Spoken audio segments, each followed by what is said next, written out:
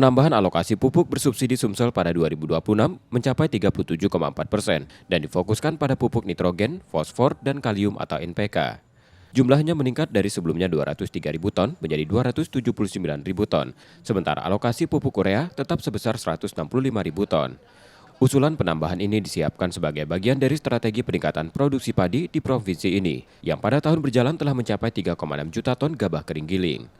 Hingga pertengahan Desember, realisasi penyaluran pupuk bersubsidi tercatat mencapai 82% atau sekitar 304.365 ton dari total alokasi 370.965 ton.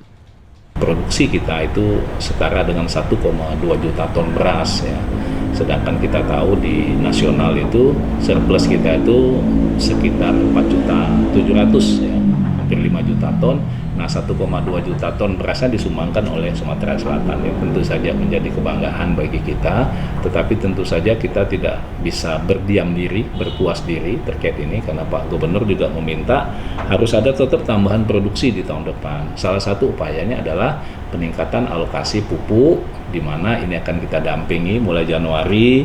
Kita akan dampingi bantuan benih, bantuan pupuk, alokasi pupuk subsidi ini betul-betul bisa dimanfaatkan semaksimal mungkin, yang harapannya nanti secara akumulatif di tahun 2026 insya Allah pertambahan produksi, pertambahan luas panen akan meningkat dibanding 2025.